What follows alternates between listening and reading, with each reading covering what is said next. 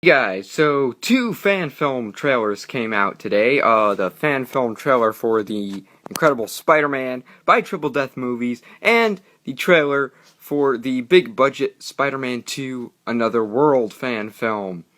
Now that led me to wondering, which fan films are these fan films going to have to live up to? So without further ado, here is my top 7 best Spider-Man fan films list.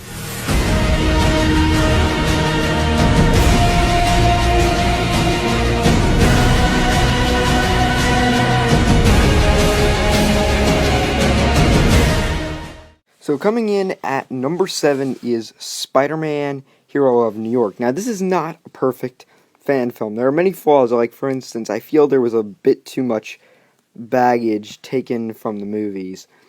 And some of the camera work could have been better, but still, Spider-Man Hero of New York really does have some great characters in it. At least the portrayals of the characters were great. For instance, I really like the way they did Peter Parker, but not only Peter Parker, but I thought Uncle Ben was also done really well. I really liked his relationship with Peter. Also, I'm loving the way they modernized Chameleon. So yeah, it's not perfect. Spider-Man Hero of New York isn't perfect, but it's definitely worth a watch. So next on the list is Ultimate Spider-Man 2, made by Piggy Inc. This is the sequel to his first fan film, Ultimate Spider-Man. Now, this, like Spider-Man Hero of New York, it is flawed. I feel it focused a little bit too much on trying to foreshadow Ultimate Spider-Man Battle of New York, which is the next one in his franchise, in his series.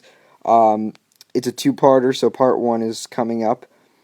And also, there was another thing I had a problem with. No, I think that was it. What I really did like, though, was the relationship between Peter and Harry. I thought that was demonstrated really well, another thing, I really loved Venom's costume. I know a lot of people complain, oh, it's too low budget. Yeah, but it kind of made Venom look like a voodoo doll, and that really made him look even more menacing and seem even more menacing. So I really liked Ultimate Spider-Man 2. It's one of the better Spider-Man fan films on YouTube, and if you haven't checked it out yet, you should. Now, the next one on the list is The Avenging Spider-Man from Action Inc. Now, just to let you guys know, I'm going to be talking spoilers from this point on. So if you don't want spoilers on what's in the fan film, you recommend not continuing watching this. But without further ado, okay, let's move on. So, why is Avenging Spider-Man a great fan film? Okay, well, this is made by Action Inc. Action Inc. made Ultimate Spider-Man. They kind of admitted it was bad, and so they decided to cancel Ultimate Spider-Man 2 and reboot, so they did Dawn of Spider-Man. And Dawn of Spider-Man got a sequel called Spider-Man 2 Age of Darkness, but they decided not to make a Spider-Man 3 because they thought they could do better. So they decided, you know what, we're going to clean the slate, we're going to reboot again. And now, I didn't like Ultimate Spider-Man like most people didn't. I thought that Dawn of Spider-Man and Spider-Man 2 Age of Darkness were okay. But I gotta say, they really are getting better, because while the Dawn of Spider-Man movies were not perfect, they were an improvement over Ultimate Spider-Man, and this is not perfect either, but it is, without a doubt, the best fan film that Action Inc. has done so far.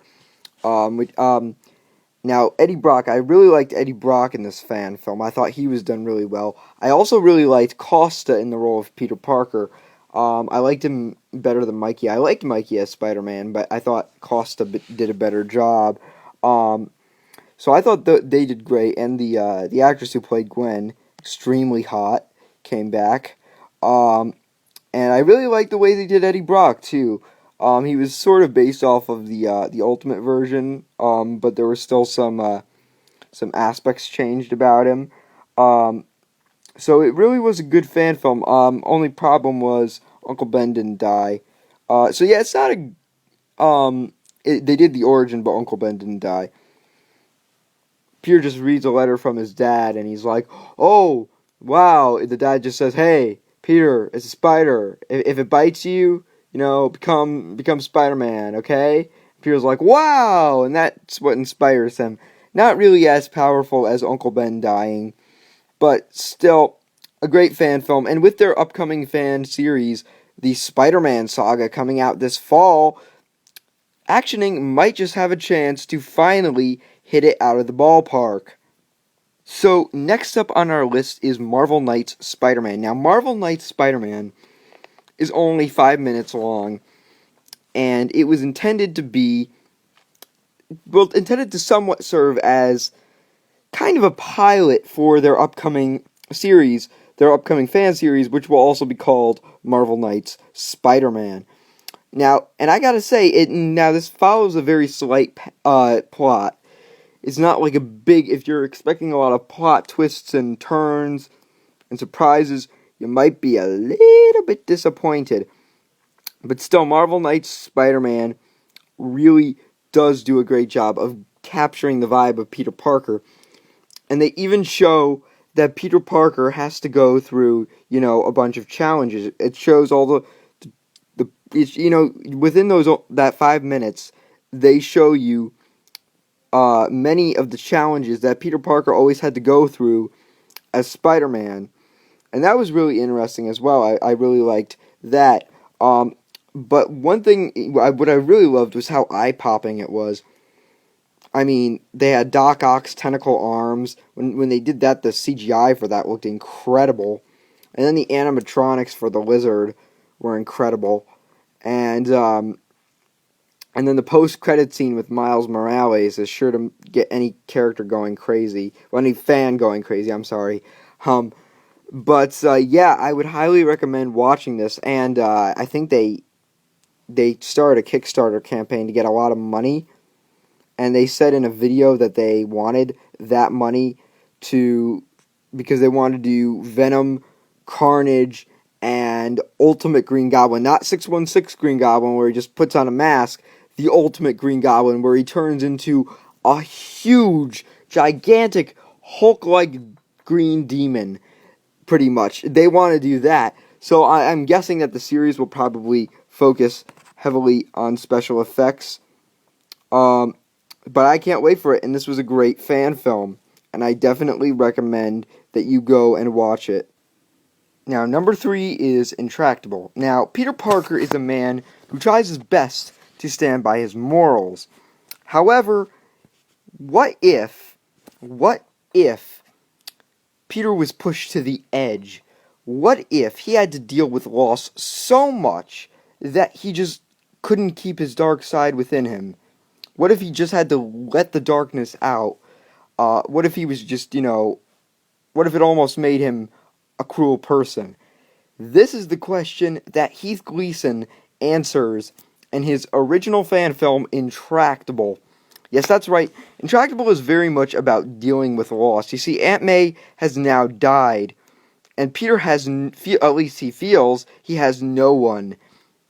The fan film really shows how Peter Parker struggles having to deal with loss, and it's original continuity, which is what I loved. So now he doesn't have any parents, he doesn't have an uncle, and he doesn't have an aunt. So to watch him try his best to keep his morals in check, but still at many points, have to still at many points having it be extremely hard, really just goes to show you how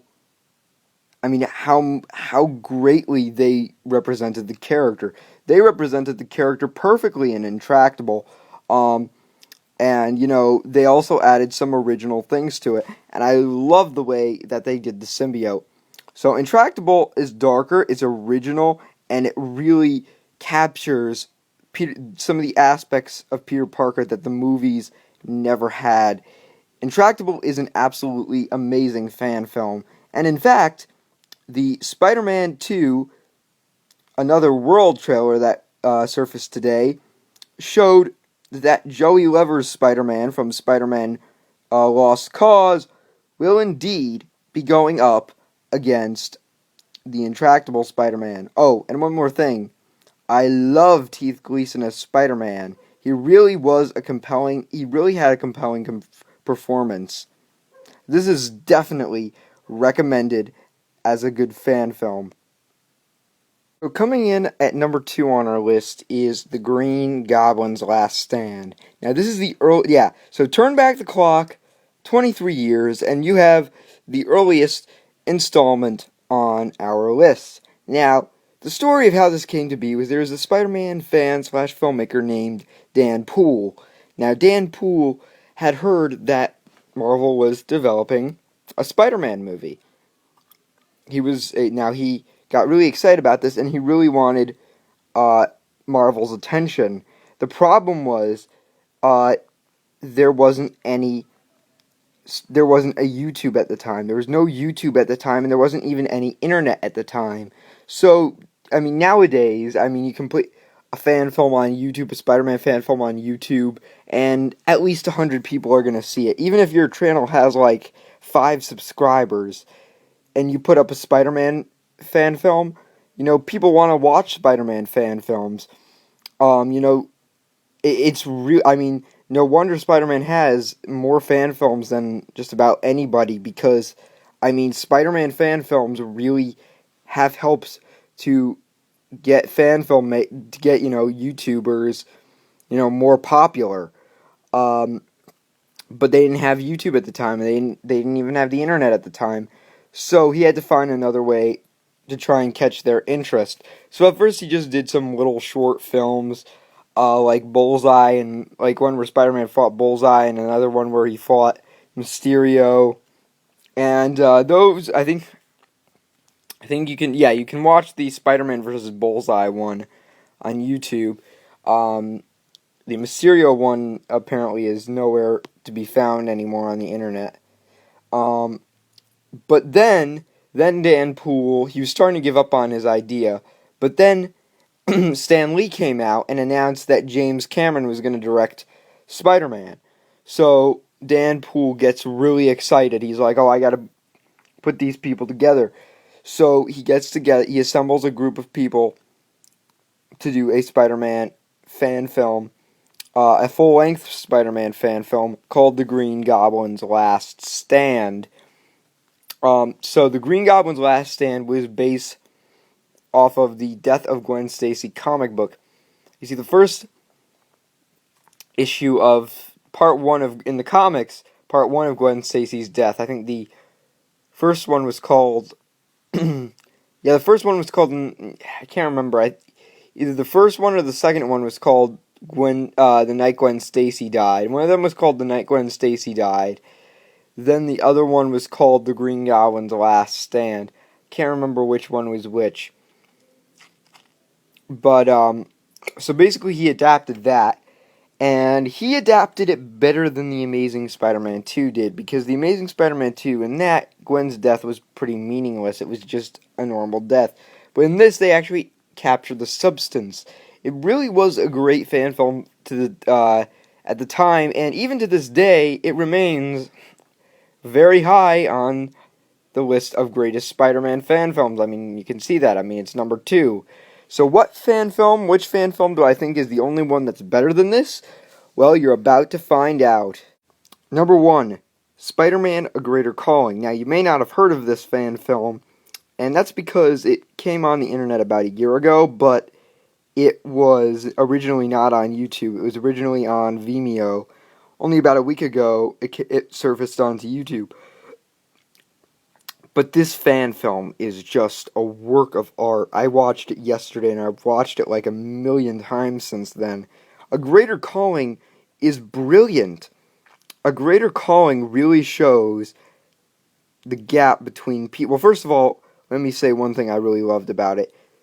Most Spider-Man fan films on YouTube include Peter Parker as a teen. This actually went a different route. It actually decided to make Peter Parker an adult.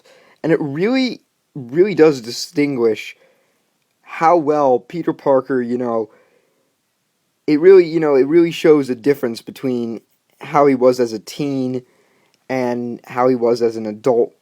You never get to see him as a teen, but you always get, just looking at how this version of Peter acts. You can look at him and you can say, yeah, I could see this kid growing up.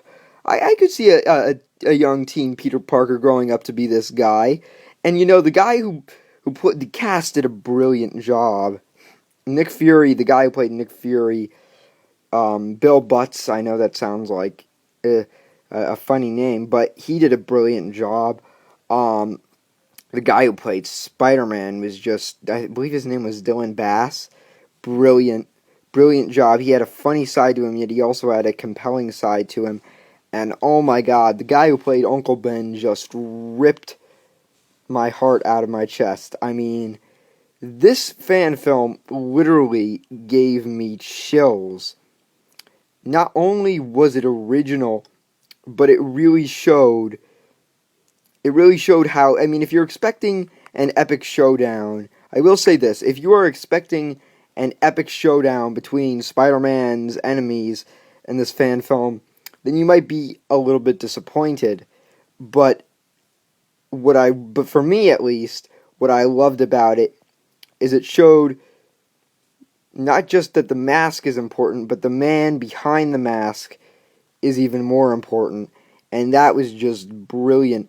And when Peter Parker died, oh my God, I mean, it was like you knew it was going to happen, but you didn't want it to happen. It was like it was predictable, but it was predictable in a good way. It was like, oh my gosh, like when Nick Fury pulls up to MJ's driveway, you're just like, say it ain't so, say it ain't so. And they really made it like the path that many American soldiers go down.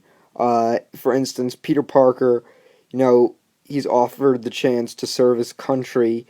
Some loved ones think that they're opposed to that, but he feels he just needs to do that. He just feels that it's his responsibility to do that, very much like American soldiers. And of course, he sacrificed himself. And oh my God, I just got freaking chills when Mary Jane just kept punching Nick Fury and saying and yelling, "You did this! You killed him!" That was just amazing. And I mean, Uncle Ben, the scenes with Uncle Ben again were just great. Oh my God. That guy should play Uncle Ben in the movies because he was, oh my God. I mean, I felt like I was going to cry, and I don't usually cry during movies, but I felt like I was going to cry while watching that fan film, and oh my God, I mean, let me just say that if you cried during The Amazing Spider-Man 2 when Gwen died, then you're probably going to want to bring at least a dozen boxes of tissues while watching this fan film, because it's, oh my God. I mean, it really struck a feel. It's amazing. It's a work of art. I loved it. And also, it's almost completely like the Ultimate Comics, except for the fact, like, for instance, even the Avengers aren't there. It's the Ultimates instead of the Avengers. But the only thing that was different was Peter Parker was an adult. And it was a good little change. I love that change, that they actually made Peter Parker an adult in this fan film rather than a kid. And I just loved it. And the ending just gave me chills. So, if you have not seen this truly spectacular fan film, then you're missing out. I mean, I'm not just recommending this. I mean, you're just missing out completely if you haven't seen this. So go watch A Greater Calling right now, because that's just amazing. And also, guys, this Christmas, I'm going to be releasing my own fan film, The Spider-Man. That's what it's called. That will also have an adult Spider-Man, well, an adult Peter Parker. So make sure to check that out. Filming starts later this month, and I'm out.